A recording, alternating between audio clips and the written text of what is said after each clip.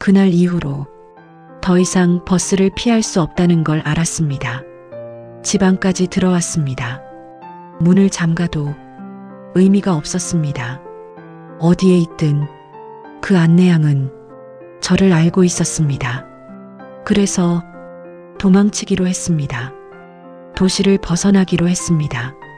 짐도 제대로 챙기지 않고 바로 나왔습니다. 택시를 타고 멀리 가달라고 했습니다. 기사님은 아무 말 없이 출발했습니다. 창밖을 보면서 겨우 안심했습니다. 이제 괜찮겠지, 그렇게 생각했습니다. 그때 이상한 걸 느꼈습니다. 차가 같은 길을 돌고 있었습니다. 분명 계속 직진하고 있었는데 같은 간판, 같은 건물, 다시 나타났습니다. 기사님? 불렀습니다. 대답이 없었습니다. 이상해서 거울을 봤습니다. 그리고 심장이 멎는 줄 알았습니다. 운전석에 아무도 없었습니다. 핸들은 혼자 움직이고 있었습니다. 그 순간 등 뒤에서 목소리가 들렸습니다. 이쪽이 아닙니다. 몸이 굳었습니다. 천천히 뒤를 돌아봤습니다. 그리고 그 안내양이 뒷좌석에 앉아 있었습니다. 여긴 못 벗어납니다. 숨이 막혔습니다. 문을 열려고 했습니다. 하지만 열리지 않았습니다. 차는 계속 움직이고 있었습니다. 그때 창밖이 바뀌기 시작했습니다. 도시가 아니었습니다. 어두운 도로, 가로등도 거의 없는 길, 그리고 익숙했습니다. 그 길, 그 버스가 다니던 길이었습니다. 왜? 말이 나오지 않았습니다. 안내양이 조용히 말했습니다. 이미 시작됐으니까요.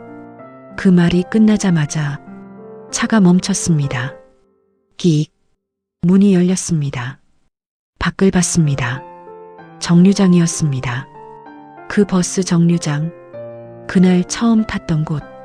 숨이 멎는 줄 알았습니다. 아니, 뒤로 물러났습니다. 하지만 몸이 움직였습니다. 차에서 내리고 있었습니다. 의지와 상관없이 발이 정류장 쪽으로 향했습니다.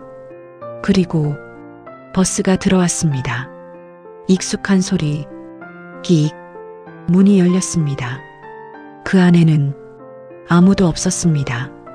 하지만 알 수 있었습니다. 타야 한다는 걸.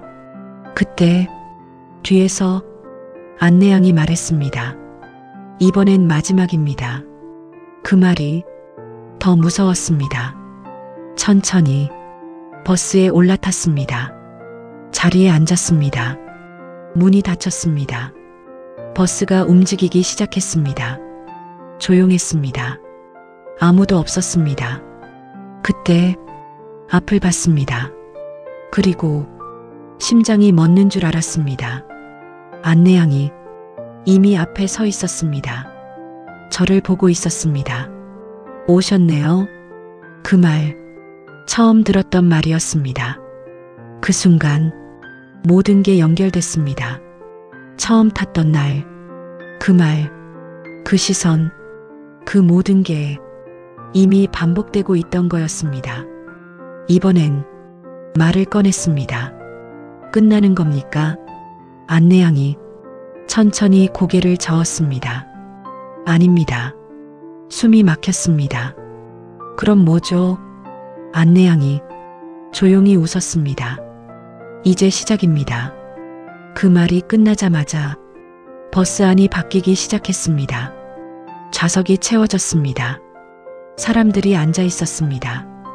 고개를 숙이고 있었습니다. 그리고 하나씩 고개를 들었습니다. 그 순간 알았습니다. 그 사람들, 전에 봤던 사람들이었습니다.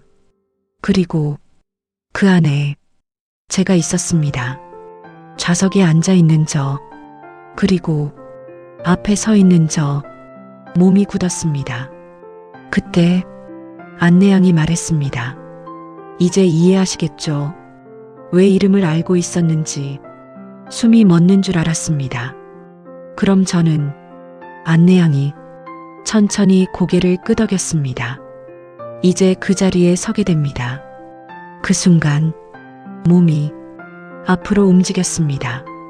멈출 수 없었습니다. 한 걸음, 한 걸음, 버스 앞쪽으로, 그리고 그 자리에 섰습니다. 안내양이 서 있던 자리. 그 순간 모든 소리가 멈췄습니다. 그리고 입이 저절로 열렸습니다. 출발합니다. 그 목소리는 제 목소리가 아니었습니다. 버스가 움직이기 시작했습니다. 그때 한 사람이 탔습니다. 처음 보는 얼굴, 낯선 표정. 그 사람이 자리에 앉았습니다. 그리고 저를 봤습니다. 그 눈, 그 표정, 익숙했습니다. 그건 처음에 저였습니다. 그 순간 입이 움직였습니다. 또 오셨네요.